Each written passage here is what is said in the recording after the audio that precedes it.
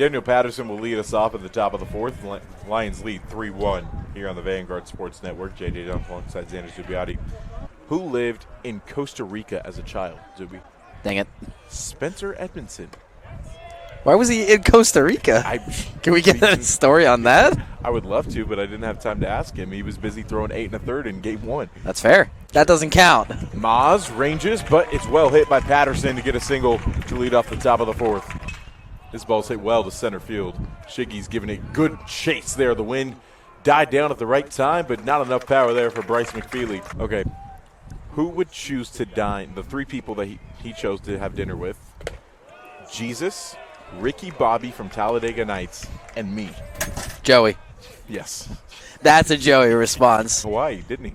He's got a deep voice. I think he could pull off a good Johnny Cash. Oh, another miscue by Famolaro and another bobble. Everyone is safe.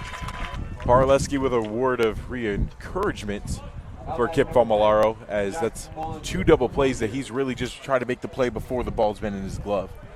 Yeah, just a reaction way too quickly, looking away from the baseball. Chop foul. Ooh, watch out in the dugout. Hopefully Ashlyn Monroe, our athletic trainer, didn't get hit, because if she goes, who's going to take care of her? Well, we had to make sure she was okay during the rainstorm. You should have seen her. Ashley Monroe, one of the nicer human beings on this planet, right? The look on her face seeing the rain and, like, the hoodie, and she had, like, the drawstring hoodie, so, like, her face, like, you could only see her eyes. But we appreciate the Vanguard dugout for letting us take cover for about 20 minutes in there. Yeah, it was really warm in there. For no reason. For surprise, like, yeah, I don't see any heaters, and it was very warm down there, which I'll take it, you know? CP has an 0-2 here against Bollinger. Front door pitch in motion. Ball's hit well to the left center gap. Madole's on the move. He's dancing underneath it. He's got the catch for the second out of this 4th inning. You know, it's interesting, Zuby.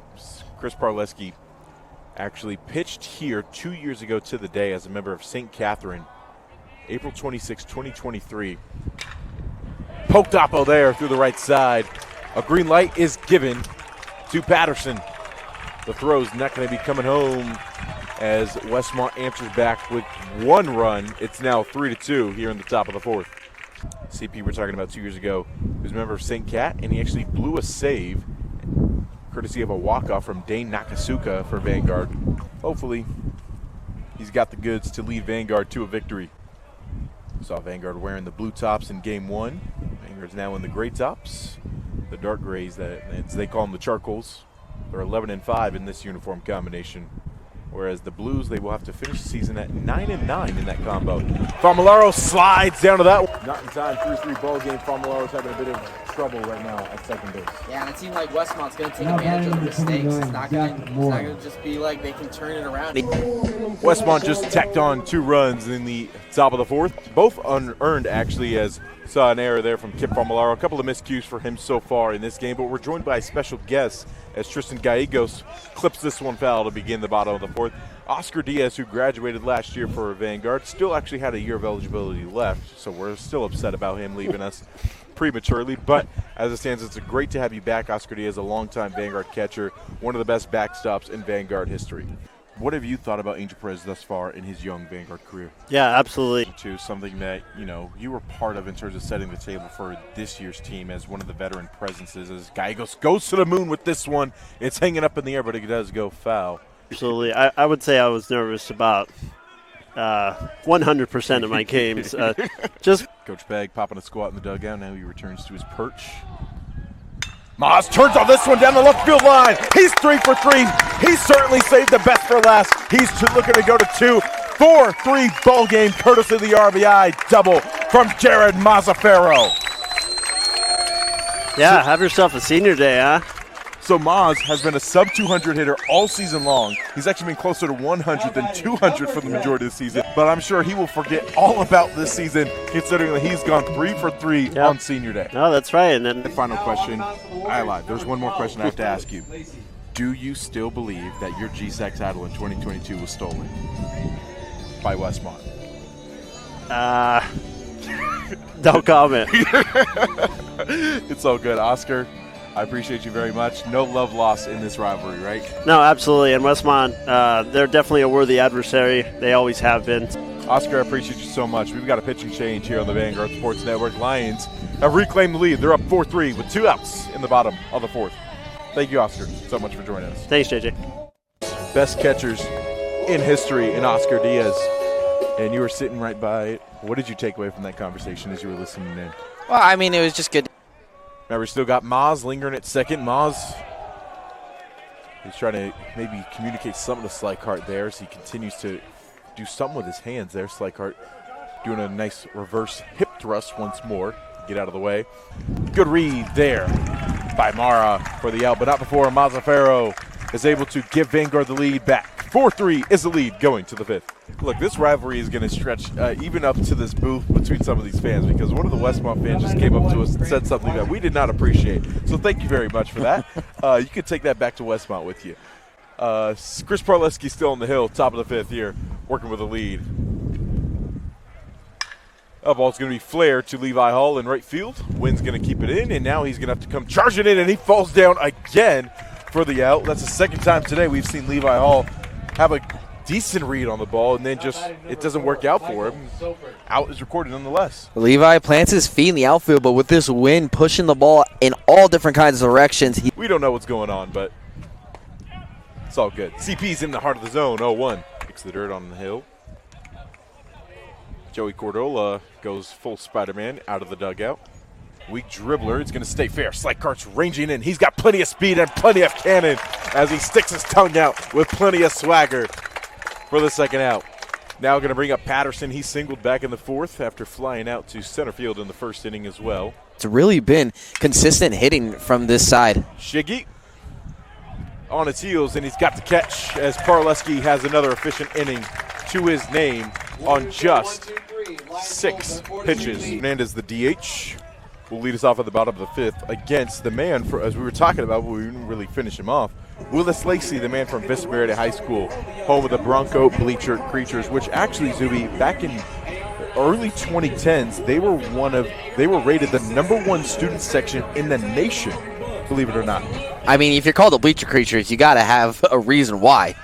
By the way, I'm still steaming mad about that Westmont fan.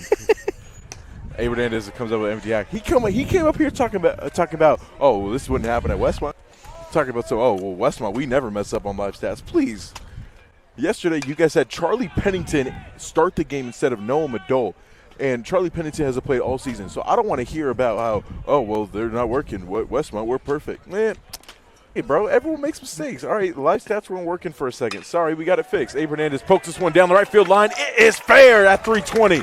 Hernandez is looking to go to 2. Wide turn there. The throw all the way over is not going to be in time. Stand-up double for Abe Hernandez with a pitter-patter of his feet to get into the bag safely. Couldn't put the brakes on Hernandez. Chugging her out for his base and almost overran second. Abe Hernandez will get the senior treatment. Chase Easter Harrison will pinch run for him at second base, taking over in the DH spot.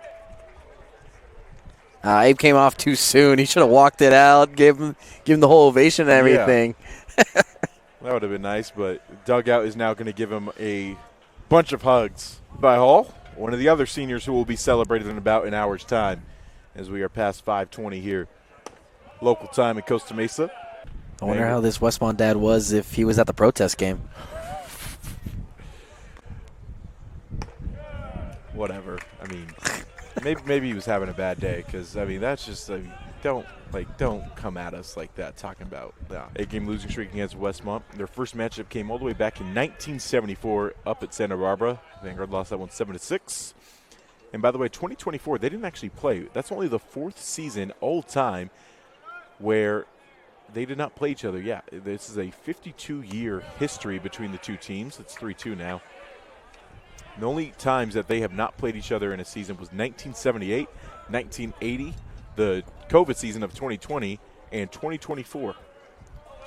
Vanguard's longest win streak all time against Westmont was 13 games back in 2004 to 2008. Gallegos turns on this one. Oh, man, what a snag by Soper.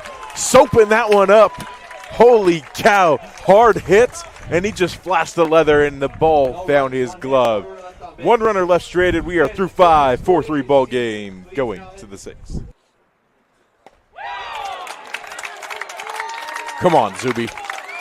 I don't know how you hit that. It's just a filthy changeup that, I mean, you're gonna get guys swinging on a knee like that? Give him the award. So that covers Coach of the Year, Player of the Year, in your opinion. Skied high. It's drifting to foul territory. Good room. Madole's got it in foul territory. Slykart lost the shades in the process, supporting Madole, but it's 3 up, 3 down nonetheless for Chris Parleski. Part of this Westmont staff that has the #1 ERA in the conference. Shiggy's going oppo here, and it's going to be Cox on the warning track. Good power there from Tyler Shiganaka, and what may be his last AB of the season. 4.33 ERA for Josh Hickey, 5-1 record, a whip of 1.33. Now his 12th appearance, all in relief. 35 1/3 for him, has a couple of saves to his name as well. 34 hits, has 27 Ks to 13 walks. 5 home runs surrendered. Perez finally swings. It's going to be up the middle. Close play here. Soper gets his feet and fires over to Bryce McFeely for out number 2. And Zuby, funny story about Bryce McFeely. He actually caught the final out in their World Series win when he was playing right field. Huh. Third most ribbies all time at 135. Popped up in the air. We'll put a pin in that conversation as Westmont will have a chance to play spoiler on Senior Day. CP, what have you got for me? We'll see on the other side. Trying to close this one out on the Vanguard Sports Network. DiMaggio will lead us off here in the top of the 7th. CP's completed 6 innings so far. We were talking about the records that Westmont's close to breaking. And Daniel Patterson, as this ball's on the ground, and Maz at short. Fires over to first. 1 away here. 2-2. Jammed it on the hand, skied high. I'm losing it myself. And it looks like Levi Hall will call everyone off, and he does. Parleski just a third away from getting out of this one. But as it stands, his career comes to a conclusion, and they'll turn it over to Mad Max. What a career from Chris Parleski. What a season from Chris Parleski. One of the best pitching seasons in Vanguard history. It is best known by the one alliterative moniker, Mad Max. Vanguard's closers on the hill, Zuby. And I got to say, for one last go-around, you love to see it. Yeah, I mean, combined with Parleski, I don't know how you do anything against these two. Well, I think we can nickname these two the Insane Asylum. Before that against Menlo in back-to-back days. 0-1 count, as he really has that curve gas mix that just blends so beautifully together. 24 to third for Max so far. 31 Ks to 6 walks. Turned foul. Oh, man. Red fastball all the way right there. Yeah, he did. If that CG, which he would have gotten, he would have tied for first. If that comes back to matter, I'm going to be very frustrated. But let's go back to Max. Moot point now. Max, swing and a miss. Max shuts the door, and Vanguard wins their last game of the 2025 campaign. Good morning, good afternoon, good night. That's the Mad Max that we know that can close things out in a hurry for Vanguard. 4-3 is your final score. Chris Parleski gets another win for himself. He now improves to 8-2 to tie the lead in the Pac West. Hugs are all around in the outfield and on the infield. Now, I want to highlight Jared Mazzaferro right now. Peg moves him up to the leadoff spot in this one, Zuby, and he rewards him with his best offensive game of the season. This is a guy who certainly deserves it because of how great of a human being he is. And just talk to me about his 3 hits on the day today and the 2 RBI. And Mazzaferro, the hard worker that he is, continue to just show the love, show the support. Max Montplaisir, by the way, also picked up another save for himself. That's his 6th of the season, Zuby. CP threw 70 pitches today. It was incredible. Compare that to the 125 that Spence threw in Game 1. Just put a bow on this senior class for me, Zuby, really quick. I mean, most of the senior class coming in with different stories. Really weird doing this next year and not have you on the headset. Yeah, who are you going to make fun of next year? Ronco. I'm going to make fun of Ronco. Yeah, please do that instead of me. I'm going to let him have it now. That or Sydney. We'll see. For sure. We had a tremendous crew for today's game. Robert Ronca was on PA. Mike Villamore was on stats. Justin Burtis helped us set up.